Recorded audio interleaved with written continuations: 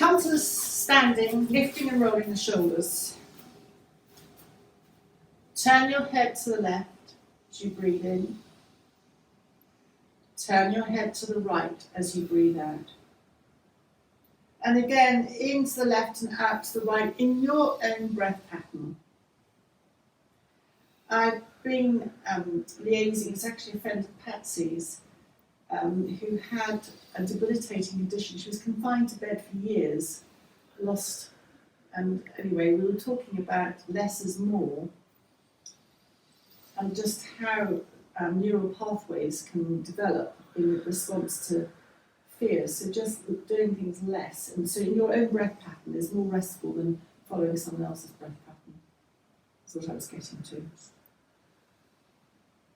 And then come back to the centre, lift and roll the shoulders. Step your feet apart and just sway from side to side. A little bit, a lot. Whatever works for you.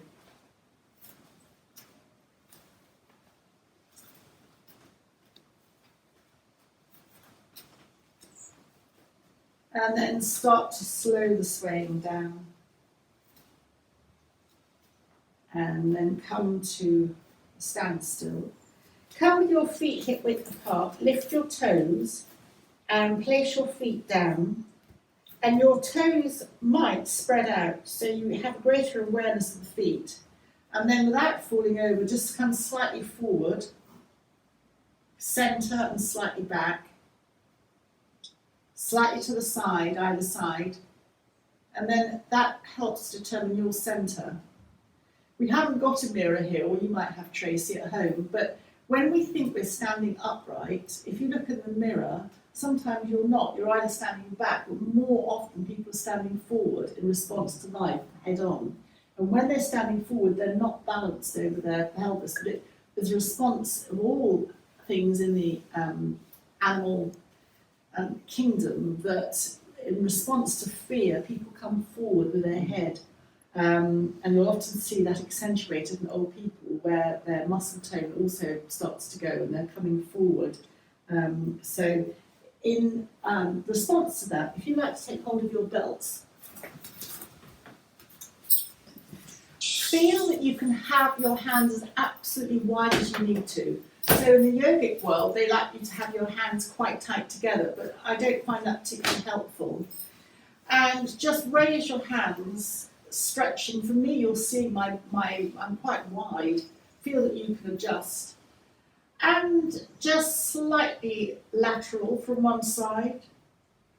Breathing in, come to the centre, and breathing out, go to the other side. Come to the centre. And then breathing out, slightly turn. You can turn in and out, you can bounce. Come to the centre. And then just turn to the other side. Come to the centre. And then just release your hands back down again. Lift and roll the shoulders. When you hold a belt or like this, it sometimes allows you to extend up without the effort feeling. You'll kind of brace. I can't quite describe it. I don't know if there's... But anyway, so then come to arms behind. This is slightly more difficult. I've got my hands facing, you can have your palms facing forward or palms away, but we might change over. So I've got my hands, my palms away from me, and just stretch behind you slightly. And just go to one side and go to the left, come to the centre and then go to the right. Come to the centre. And then change the belt so that the palms are facing forward. And again, just lift your hands slightly. Go easier. You go to one side, come to the centre, and go to the other side. And come to the centre. Release the hands. Come to the front again and just go diagonally. And just circle, arc over.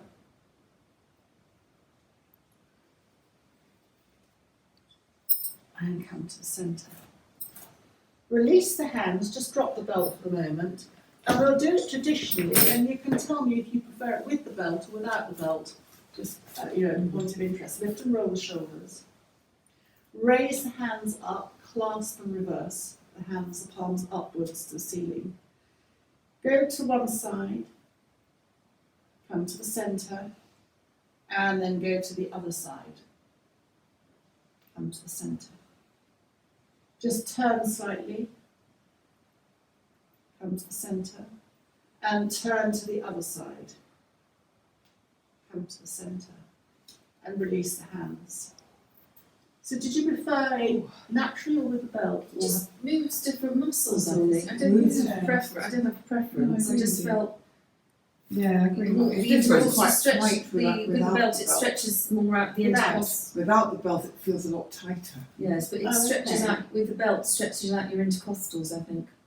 Okay. Yeah, they're different, I agree. It's different, just different. Yeah, just different. Yeah. So it's good to do it both ways. Yeah, I agree. So, just coming to hands together. So this is quarter dog. Breathing in, raising the hands, stretching up, palms together, come back down through the centre. And again, circling up, palms together, and come back down through the centre. And one more time in your own breath pattern, circling up. This is extension where you're stretching, palms together, and come down through the centre. Just circle the wrists in one direction. So Patsy needs to be here. She's doing a lot of cut-out figures, I think she said, and lots of arty things, and then the other direction. And just open and close the fingers. And then just release the hands. The top keeps rolling up, so sorry. Just lift and roll the shoulders. Turn the head to the left and turn the head to the right. Come to the centre. Hands on the waist. So this is opening up onto the arms and giving space to the lungs.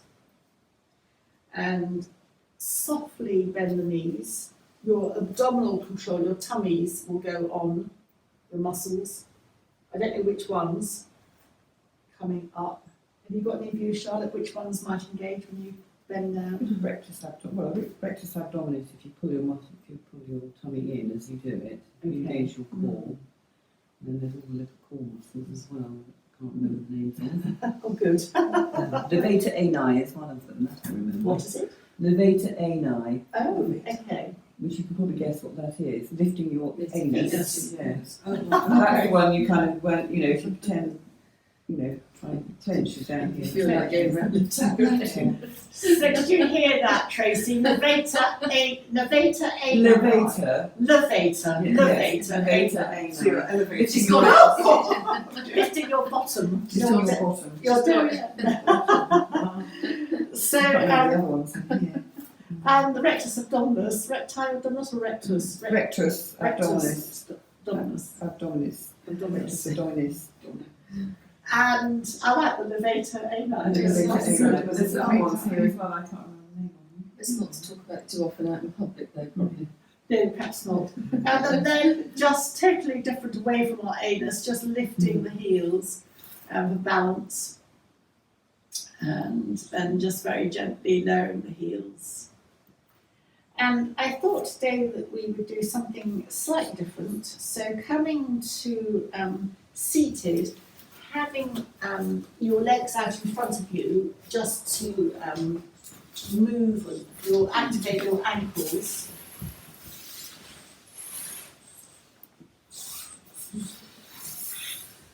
So flesh out from under the bottom. I think Carol doesn't have any, she's so lucky, she's so slim, doesn't have any flesh. And then just hands either side. And point the toes slightly in front of you, not so much that you're going to give yourself cramp, and then just extend the heels and point and extend. And then in your own time, gently circle the ankles in one direction. And then circle the ankles in the other direction.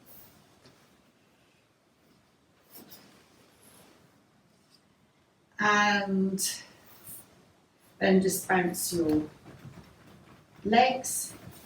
Maybe rub the legs, maybe pat them. And we normally just do the legs, but actually you're not confined to the legs. You can do the tummy, the ribs, the back, the neck, the head.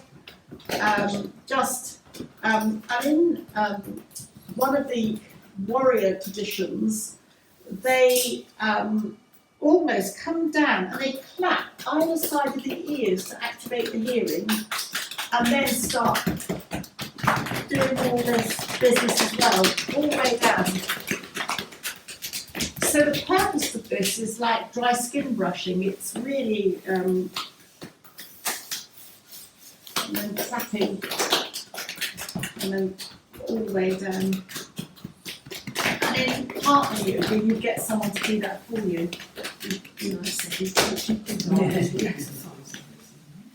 So I've mentioned about the heart, and this comes into they call it the arrow sutta. But anyway, they say that Buddhists say that when we suffer misfortune, we have two arrows coming to us, two arrows flying towards us. The first arrow is the actual event, and then the second arrow is our reaction to it, our suffering. And we all have sharp arrows that pierce our heart. They can be injury, loss, betrayal, sickness. Misplaced comments can all fly at us unannounced and with fury. And these first arrows are unavoidable, and they're called life. But how we choose to react to the first arrow can be the cause of further suffering. Maybe we create a story about how things should be. Perhaps we feel sorry for ourselves, and perhaps we lash out or ruminate without end on how it all should be. And in the storehouse of our mind, we welcome and dance with negative self-talk like an ally to take us deeper into the darkness. And ahimsa, so ahimsa is not harm, anti-harm, so it's, in this case it's not harming yourself. Ahimsa is a gentle reminder for us to be gracious towards our day-to-day struggles. The kindest and most charitable way to care for ourselves is to bring self-awareness to our second arrow by embracing and acknowledge how we feel with humanity and compassion. There is a poem by Rumi, which I haven't got to hand, but it's called The Guest House. And just come now, if you're able to, come to a cross-legged position. If not, just come with your legs out in front of you. And Rumi says, welcome all guests into your house, whether they be a crowd of sorrows or whatever they are, because you never quite know when the sorrows sweep through your front door, what other possibilities they will open you up to, and therefore just accept what comes through the front door of our life, our being, with graciousness, because each experience, however terrible, can open up potentially other experiences, which is hard to do. I do understand that when we're stressing out over something in the moment, but it's also true to say, I think, that whenever there's a gap in our lives, something finishes or something comes to an end, you think, oh, I'm really sorry about that, but actually something else always rushes to fill the space, or always rushes to fill the gap. So just come to, I'm just going to take a sip of water. Sitting, hands on the knees, in slight contemplation, but sometimes that's quite difficult. So just slightly rock from one sit bone to the other. How much you rock is up to you. If you rock far enough, your tummy will engage to bring you back upright again.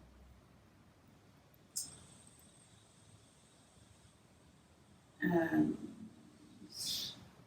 then just start to come to your cat-cow, lengthening the body, and then breathing out, rounding the body. Chin comes to the chest. Breathing in, lengthening. Again, you go in your own breath pattern.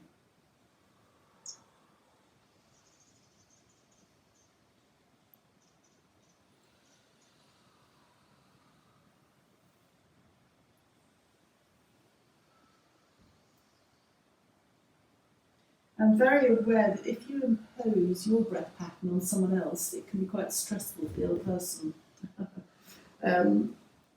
Because if your breath pattern is slightly different, and it can be different according to emotion, how we are, some hidden something on that particular day.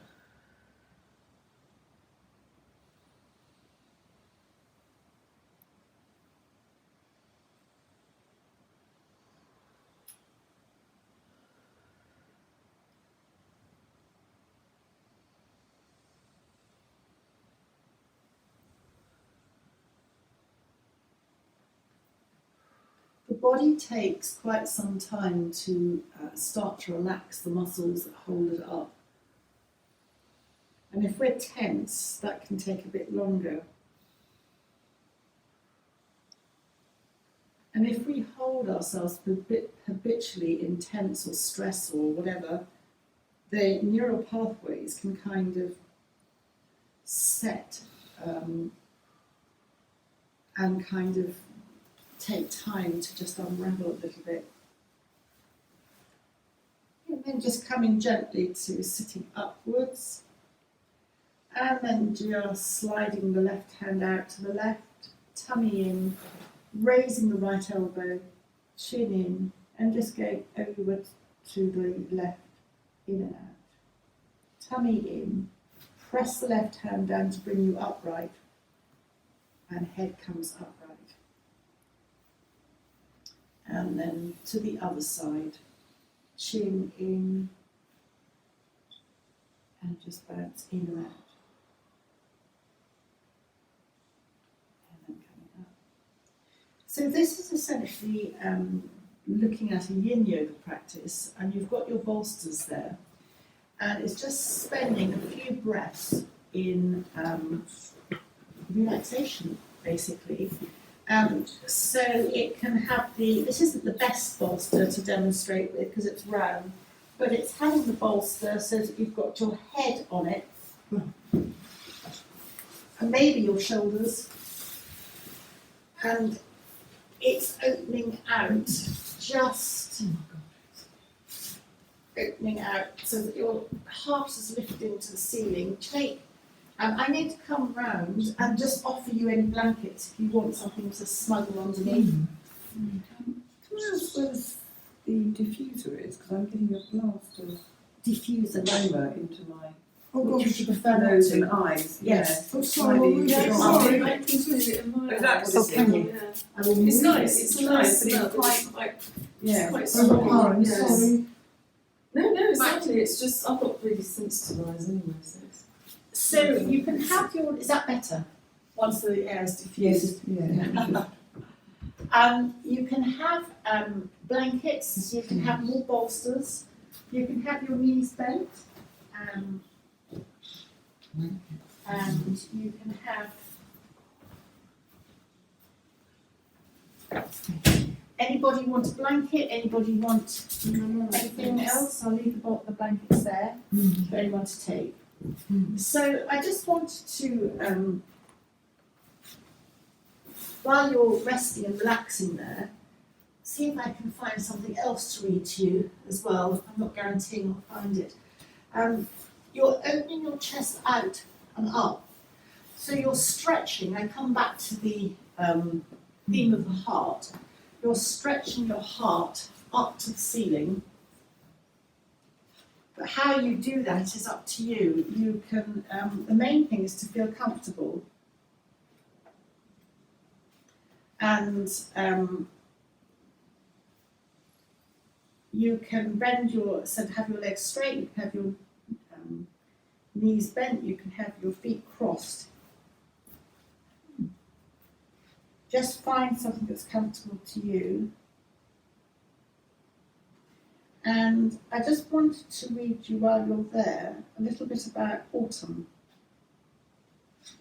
And the analogy, this is in classic Chinese medicine, which is slightly different from Ayurveda because they have, for instance, the metal element, which you don't find so much in Ayurveda, but it will be covered in other aspects. But in Chinese medicine, the fifth element is metal, and the others are the same. Well, not really. You've got metal, water, wood, fire, and earth, but they correlate with Ayurveda. And autumn is letting go. So if you think of the leaves falling from the trees, that is the letting go aspect.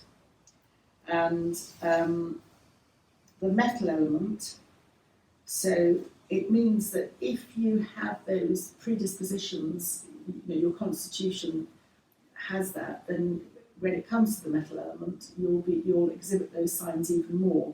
But the metal element is all about discipline, discerning, intellectual, it's precise and quite structured. And letting go is the metal element in Chinese medicine. The emotion is grief or sadness, and the organs within the Chinese medicine aspect here are the lungs, are the yin organs, and then you've got the large intestines, the yang organ. And the metal element gives us our sense of self-worth and self-esteem. Just as metal adds value to the earth, the metal within us is about recognising our own worth. And if this element becomes unbalanced within, we are unlikely to see the gifts of our being and our unique attributes. Metal gives structure to the earth, and the metal person likes structure, precision and routine. They also enjoy neatness and having things in order and may tend towards perfectionism. The metal mind is inspiring, sharp and intelligent, and the character is strong with discernment and analysis. If the metal is in excess, this element may be overly strict, rigid or dogmatic and cannot let go.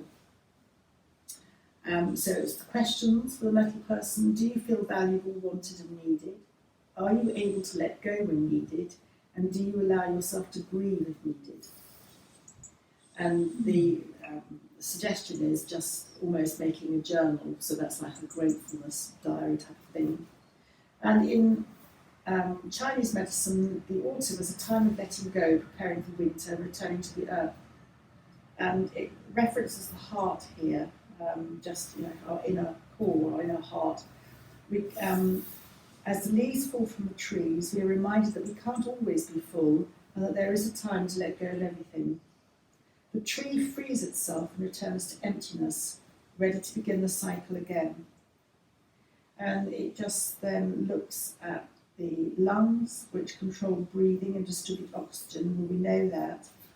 And the emotion associated with the lungs when they're weakened is grief. Grief and sadness must also be processed and released to the earth, in the same beautiful display as the autumn leaves dancing to the ground. And the large intestine aspect here in the autumn absorbs liquids and releases anything that's no longer needed in the way of food, toxins and emotions, and therefore it cleanses the body, mind and spirit. And there are certain poses that are very good for that.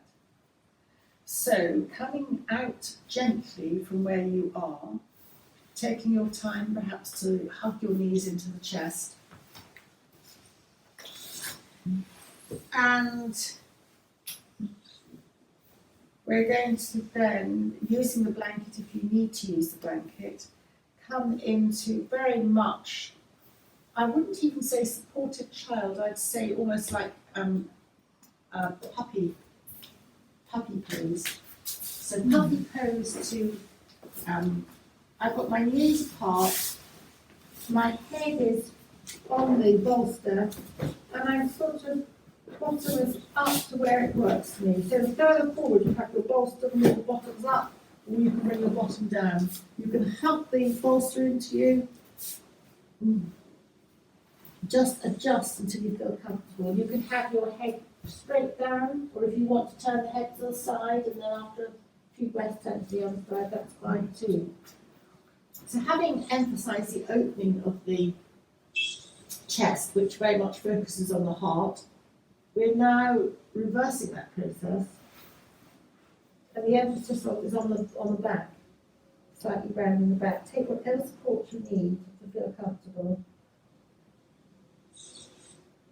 If ever you have a headache, in energy medicine, this is brilliant for headaches. Because I think it keeps the blood in the head, but without giving you a head rush by having the head too far down.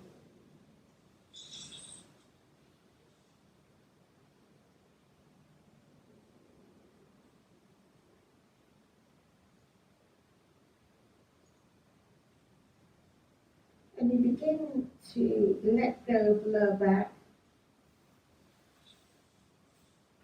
Again, the body takes a little time to start to release. And it might be that you're not quite so comfortable in this position, in which case I won't keep you here for so long then.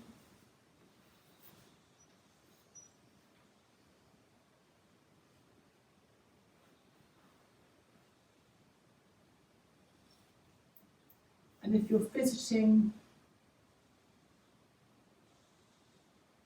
just a few more breaths.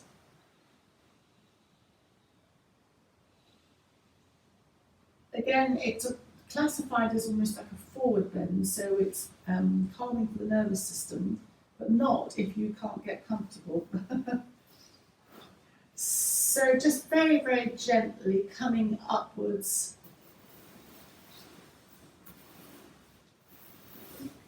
Gently to let your body readjust. It's quite interesting what works for some people and what doesn't work for others. It comes with my feet, it's quite difficult. My feet. Okay. Pressure on my, I don't know why. Yeah, it's interesting, isn't it? Yes. Just come with your legs out, and you've got the option to use your belt. So just lengthen the body. Your focus here is almost to the side, the lower lymphatic system as the legs are apart. And just turning to the left leg, you might like to put your belt around your sole of your left foot. And just walk down a little bit. So you don't have to come down a lot, you're slightly coming over your left leg. You can pull on the belt or just lightly hold the belt to support coming forward. You don't have to come down a lot. If you had a focus, it would be to lengthen the back and then just release forward. You perhaps extend the heels so that you're activating, I can feel that activation on the inner part of the legs. And we're often lazy when we stand up and don't activate either side of our legs evenly. You can rest your hands also on the shins.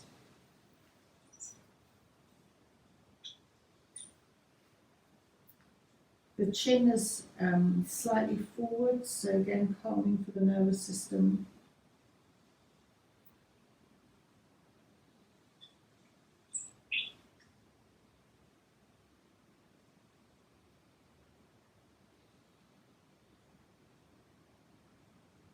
So in Yin Yoga, the names are slightly different, and this is called Dragonfly. So I don't know why, because it doesn't remind me of the Dragonfly particularly. Just not quite sure why. The only thing I can think of is that you've got the double wing of your leg and your Yes, that's body, maybe.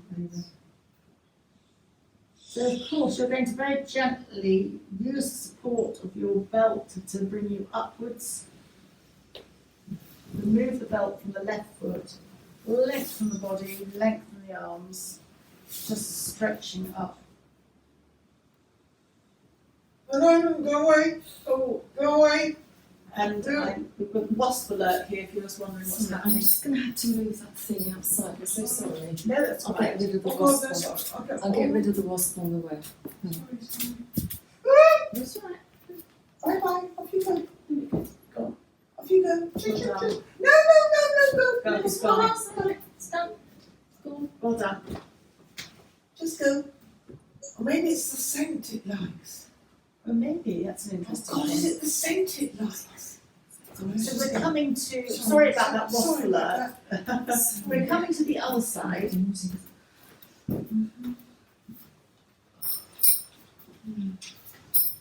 you want to shut the door?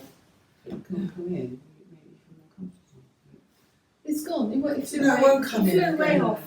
Maybe it will follow the scent. Yeah. So coming to the other side, just belt around, lengthen the body and turn towards the right outstretched leg. Extend the right heel. And then just gently come over the right leg.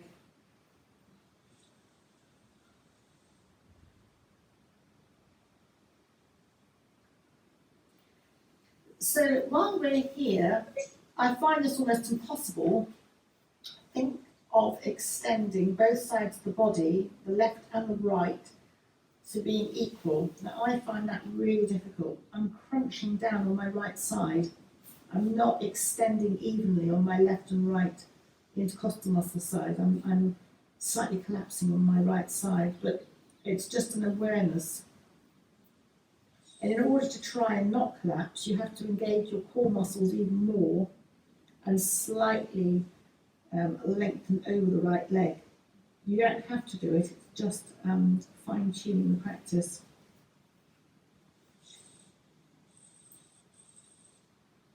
And you'll find that if you really hold the belt, and if you could hold your feet almost, that evenness either side increases. But of course not everyone can hold their feet. And that depends on your arm length.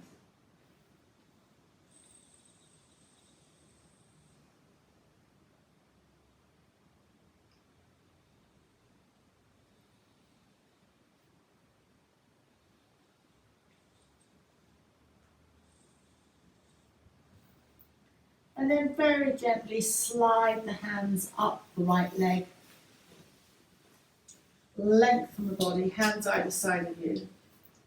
And then really just place your hands in front of you. You're not going to come forward very far, just a tiny amount. Just that you're lengthening the spine from the tailbone to the top of the head.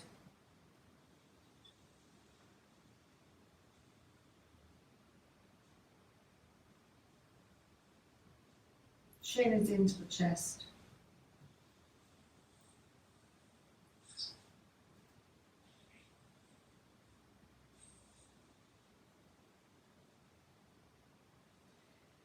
And then very gently come up. And then use your, have your bolster to hand, just gently bring your feet together in Baddha Konasana. So I don't know if Sue has a thought for the day. What do you want to do? Choose anything? Well, I'll choose the stomach because that smells made me feel a little bit. Ooh. So Mm. it must have So been me, I perhaps put too much in there. It's me. I'm just sensitive. Well, there's Sorry, Charlotte as well. No, it's just me. I'm very sensitive to all that. So the stomach area Yes. is the soft area on your instep. Okay. Oh. So just I don't know if you can see. Yeah. So it's around sort of this Yeah, shape. yeah. So like, oh, underneath here. Sort of. Yes. gosh, So yeah. it's a soft area. Yeah. And around the stomach is the intestinal area, which is a bit harder. So if you think of the stomach as being the soft area, and the intestinal area It's quite hard. around, it's all quite hard Oh, around yes. there, which Yes, is it is. so if you want to just, if you've got a stomach ache or feeling a bit sort of queasy, just to rub very gently in your instep there, just where the soft part is, very soft part, nice and gently. Of course, the intestine area is the other side of the lung, the lungs and intestine, large intestines for the autumn as You well. have tenderness in one area when you press it, so my left foot is slightly tender. Is that sort of indicate anything in particular? Well, it's just or- probably just got more of a sensitivity on the other side. It doesn't Right. necessarily mean anything's It's wrong. wrong. No, It's no. just none of our organs, sort of No, telling you anything you do, are completely, yeah. equal on either No, they're side. not, So no. it just could be that side of that organ is just a little bit more sensitive. It usually, Right, yeah. it's. I mean, obviously, if you get a lot of pain somewhere, it could be something just a little bit more than that. But just a sensitivity or slight tenderness difference, it just usually indicates it's just a Yeah. more sensitive on It's one sort of side. Yes. When you're at home, I think if you're not minding mess, you can rub oils into your feet. But I do that and then instantly walk, leave them And then much slide more. and walk. Cream's better, really. Is it? Yeah, Is it? but it's more absorbable by the body.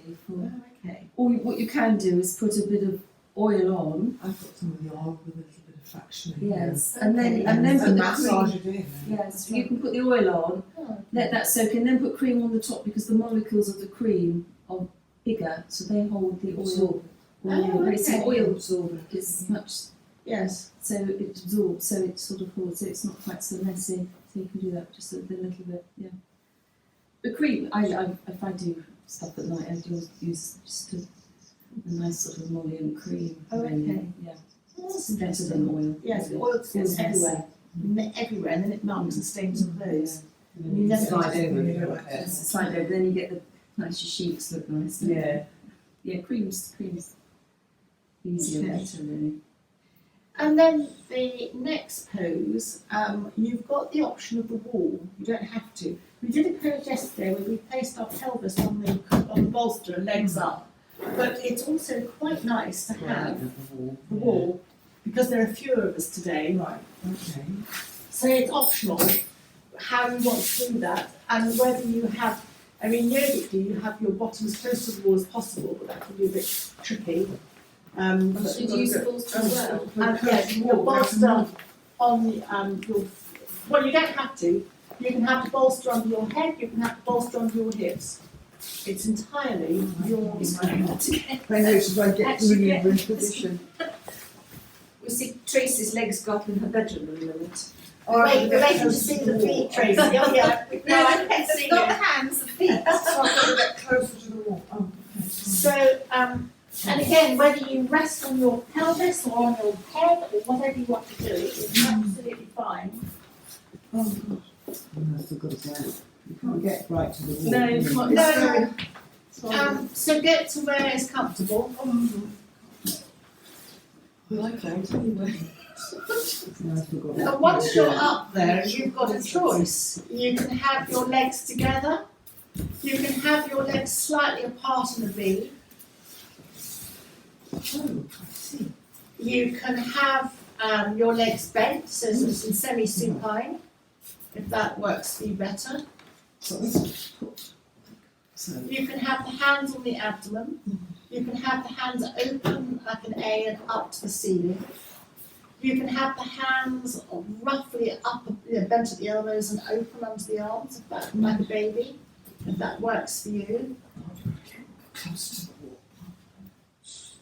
You might be comfortable a little bit closer to the wall, but however works for you, honey.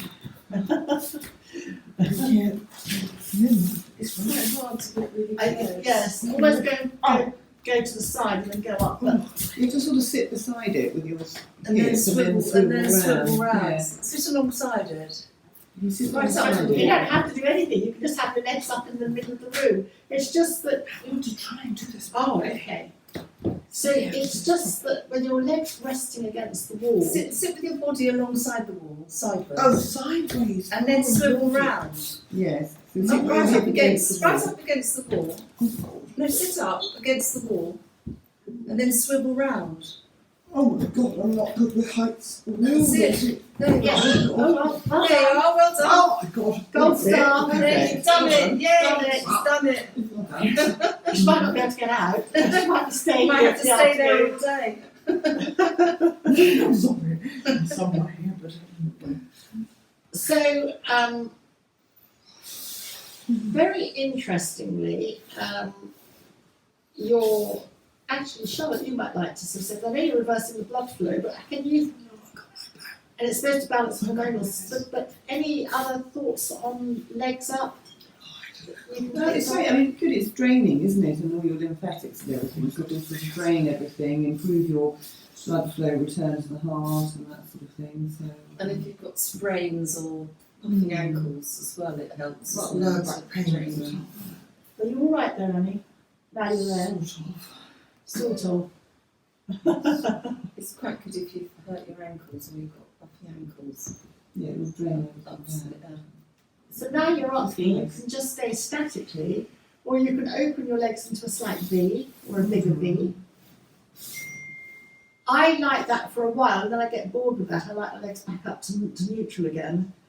You can bend your knees so that your soles of your feet against the wall, and that's quite Nice. It's quite That's nice. like the lower back, doesn't it? It's amazing. My legs are.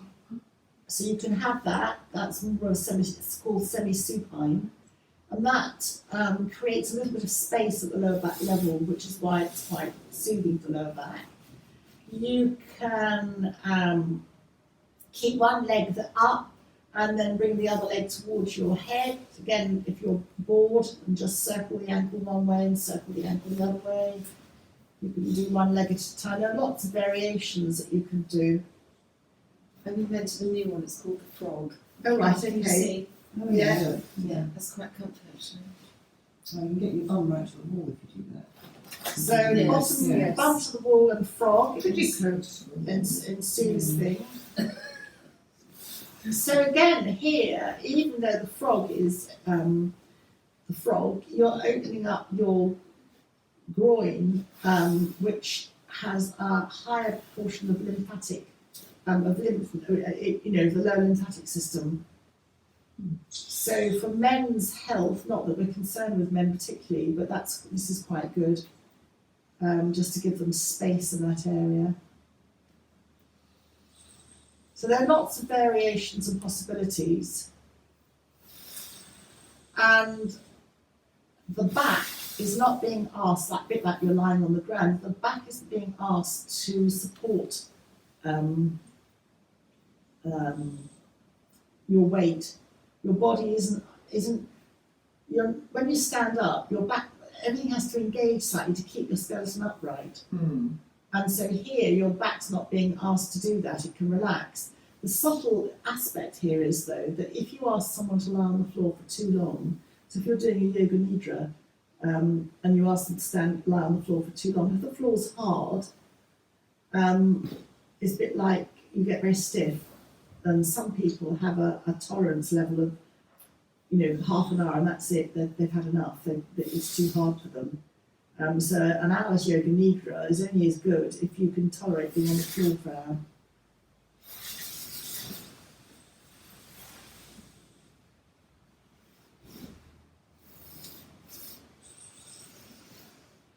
I read an article, so I don't know, again, Charlotte, you might like to comment, and it said that the head automatically regulates in this position the flow of the blood into the head, so you're not having like a head rush. Oh yeah, your baroreceptors will control. Yeah, Your baroreceptors. Baro is pressure receptors in the carotid artery will control.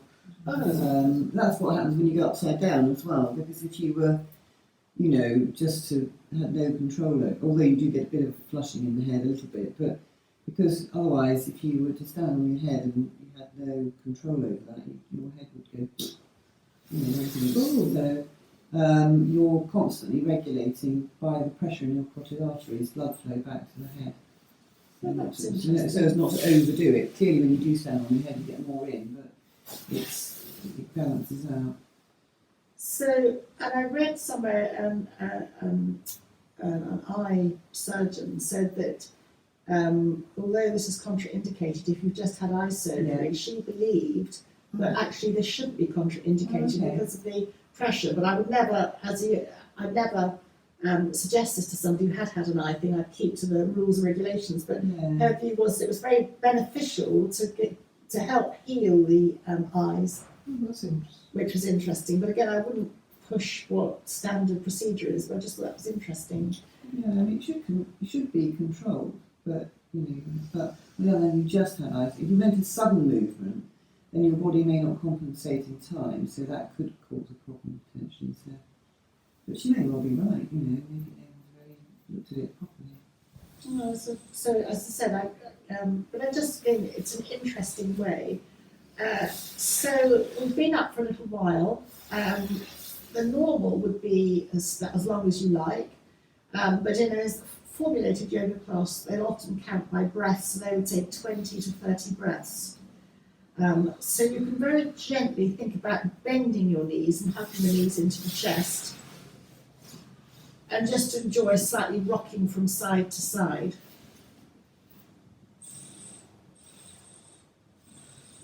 And of course, the difficulty now is coming out. So, if it's available to you to roll to one side, the right is always deemed to be away from the heart. Yes, But if you want to roll to the left, that's fine. And take your time to come up, because we've been upside down for a while. So how are you feeling having been turned upside down? I like that. Yeah, I'm thinking of going, just to relax your stomach, let it all go. So, just coming then to Tibetan heart, purification breath practice. We might not do the full one. Just resting your hands on your knees. Take a moment to get settled.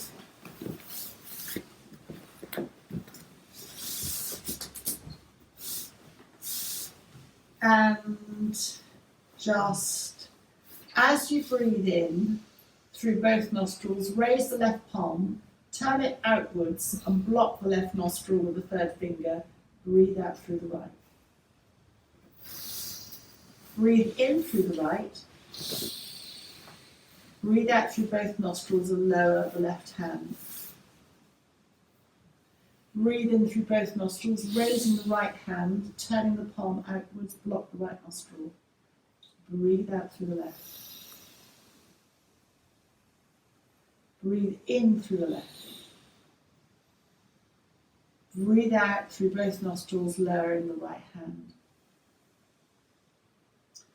Keep your hands where they are, breathing in through both nostrils, just slightly sit up, and breathing out, slightly nod forward. Breathing in, coming back up, and breathing out. I would say to you, do this in your own breath, but you might forget what you're doing. So breathing in through both nostrils, it's the left hand blocks the left nostril. When you're ready, out through the right. Ready, we breathe in through the right. And breathing out through both nostrils, lowering your left hand. And breathing in through both nostrils, raising the right hand, turning it, blocking the right nostril, breathing out through the left. Breathing in through the left. Breathing out through both nostrils, lowering the right. And then hold your knees, breathing in through both nostrils, sitting up. Breathing out, just nodding forward. And then coming back to upright. So as you breathe in now, breathing out, putting anything you don't want into the out breath, motion or pain. And imagine breathing out to the edge of your body. Breathing in again through the nostrils, and your out breath, however you imagine it going, out to the edge of your body. And as you breathe in now, breathing out, and this time the breath travels further to the edge of the world. So you're letting everything go like those leaves, but they're blowing to the edge of the world. And again, breathing in and breathing out to the edge of the world. Now this time as you breathe in, your out breath just floats the breath to the edge of the universe. So you really let it go. And again, breathing in And as you breathe out, let it go to the edge of the universe.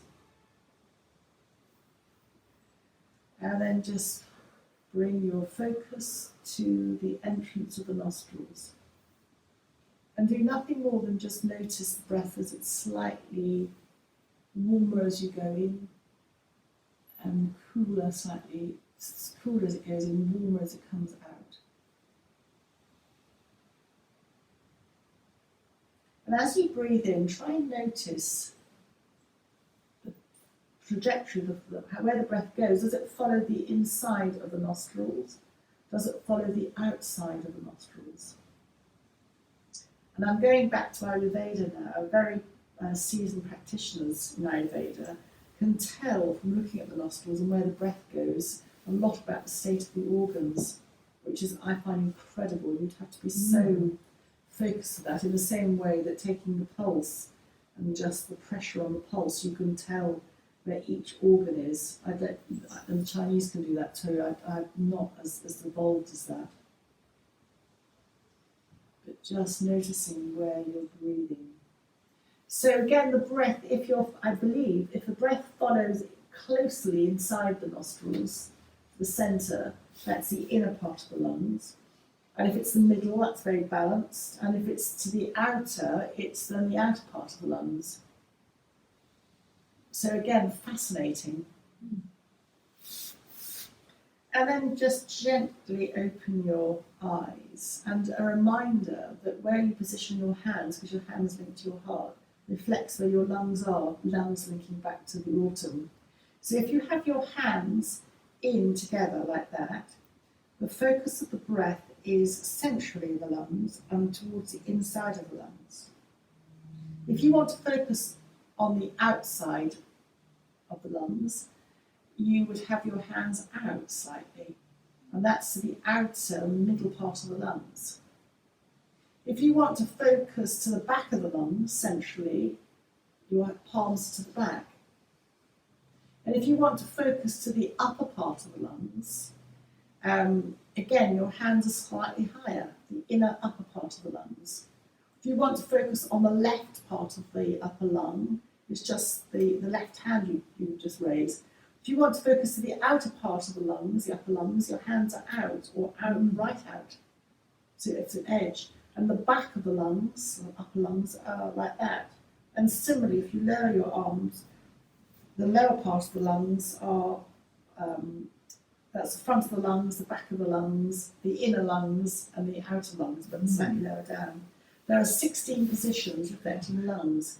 So if you wanted to focus on something that you wanted to strengthen, you would use your hand position to bring the air into that part of the lung. And if you haven't got anything, it's still, the energetic pathway still exists, which is really wacky playing with your mind. Bring your hands to your heart, your chin to your chest, taking a bow now for yourself. And the thought